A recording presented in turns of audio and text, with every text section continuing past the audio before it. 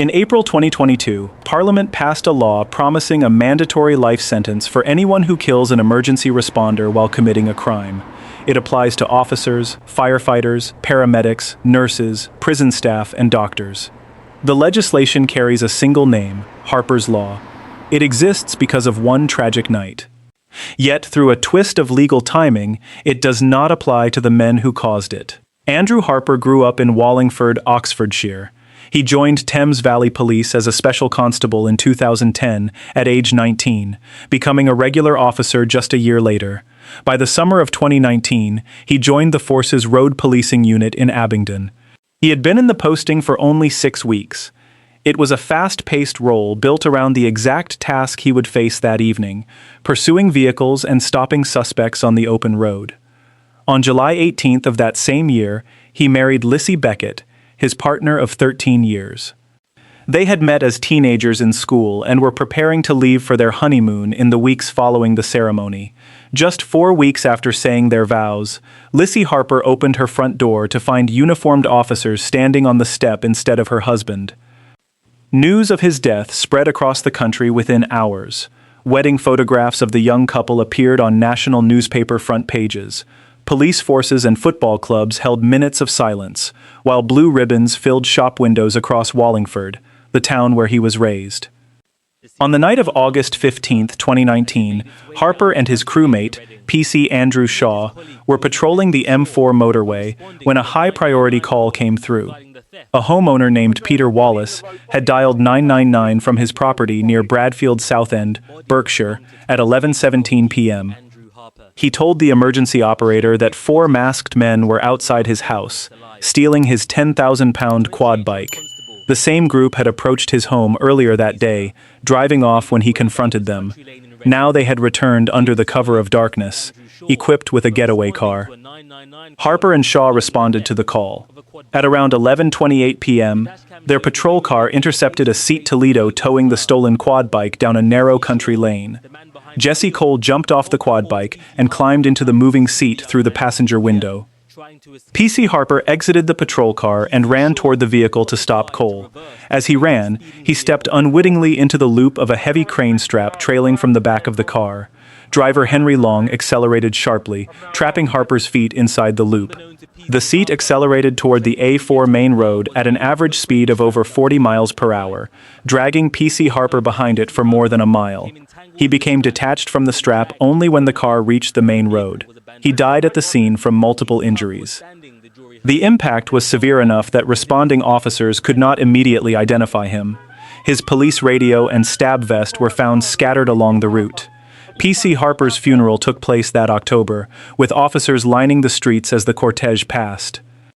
Thousands later participated in a ride of respect in his honor, and a public fundraising page raised over £328,000 from more than 14,000 donors. At the time, Henry Long was 18 years old. His passengers, Albert Bowers and Jessie Cole, were 17 and could not be named publicly due to their age. A fourth man, 21-year-old Thomas King, had helped plan the theft but was not in the car. Days after the incident, a fifth man, 20-year-old Jed Foster, was charged with murder. Months later, the Crown Prosecution Service dropped all charges against Foster due to lack of evidence, and he was never tried. Long, Bowers, and Cole were charged with murder, with manslaughter as an alternative. All 4 men, including King, pleaded guilty to conspiracy to steal. Long went further by pleading guilty to manslaughter, though he continued to deny murder. Bowers and Cole denied both murder and manslaughter. Following his arrest, Long gave police a false alibi, claiming he had spent the evening watching the movie Fast and Furious. Mobile phone data later placed all 3 defendants inside the seat during the pursuit. The car itself was traced to the Four Houses Corner Traveler site, near where the group lived. The original trial opened at the Old Bailey in March 2020, but it was abruptly halted when national coronavirus lockdown rules closed the courts. A full retrial began that summer, with jurors socially distanced and wearing masks in a reconfigured courtroom. Over 4 weeks, the jury listened to Peter Wallace's 999 call and watched dashcam footage showing PC Harper confronting the suspects in the lane before disappearing from view. Prosecutors revealed the group had been carrying an axe, 3 crowbars, and a hammer, arguing they were fully prepared to use force. Long testified that he never realized Harper was trapped behind the car, claiming he neither saw nor heard him. The defense characterized the tragedy as an unprecedented accident. In response, the prosecution argued that passengers over 6 feet tall inside the vehicle must have known what was happening, noting that the officer had been swung from side to side like a pendulum as the vehicle accelerated to the main road. On July 24, 2020, the jury returned its verdicts. All 3 men were acquitted of murder. Long's earlier guilty plea to manslaughter stood, while Bowers and Cole were convicted of manslaughter as well. It later emerged that a juror had been discharged during the trial after a prison officer caught her mouthing the words, "Bye, boys," to the defendants. Other jurors required police protection after intelligence indicated associates of the defendants might attempt to intimidate them. Lissy Harper described the verdict as heart-wrenching, stating outside court that she was utterly shocked by the outcome. The chairman of the Police Federation warned that the result put other officers at risk. Within days, the case shifted from a legal proceeding into a national political debate. The Home Secretary called for tougher sentences for anyone who attacks an emergency responder, and Lissy Harper launched a campaign for reform. On July 31st, the 4 men were sentenced together at the Old Bailey. Long received 16 years. Bowers and Cole were handed 13 years each. Thomas King, who was not in the car, received 2 years for his role in planning the theft. The trial judge, Mr. Justice Edis, described it as a case of manslaughter that came remarkably close to murder, noting he had seen no remorse from the 3 main defendants. At earlier hearings, Bowers and Cole had been seen laughing. The car involved in the incident had been tracked by a police thermal imaging helicopter to the Four Houses Corner Traveller site in Berkshire. Harper's mother, Debbie Adlam, later opposed local council plans to reopen the site, describing it as forever connected to the loss of her son.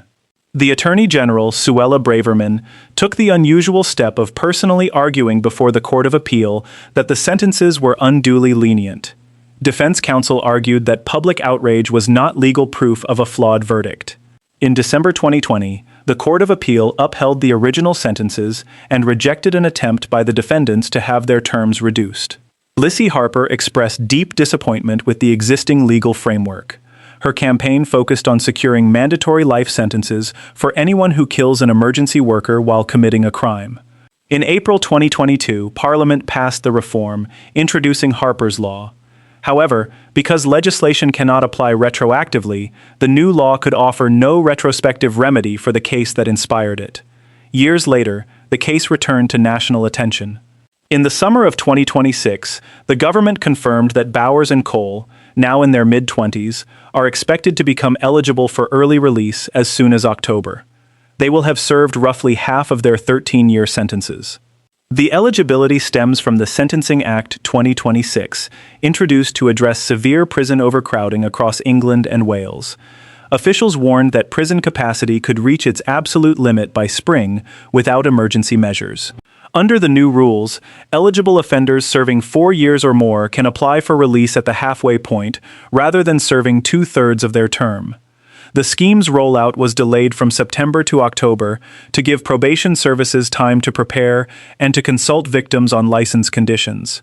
While the government created automatic exclusions for rape, grooming, and serious sexual offenses, manslaughter was left as one broad legal category without specific exceptions. Downing Street initially stated that excluding Bowers and Cole specifically was impossible due to how manslaughter is defined in statute. Prime Minister Andy Burnham has since asked the Justice Secretary to examine options to keep both men in custody. Sources indicate the Ministry of Justice is reviewing potential statutory exclusions ahead of the October implementation date. Henry Long's 16-year sentence leaves him outside the current early release thresholds. He remains in custody and will require a parole board review before any eventual release.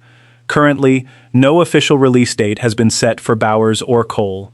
Police leaders have raised the prospect of legal action against the government if a permanent exclusion is not secured before the scheme takes effect.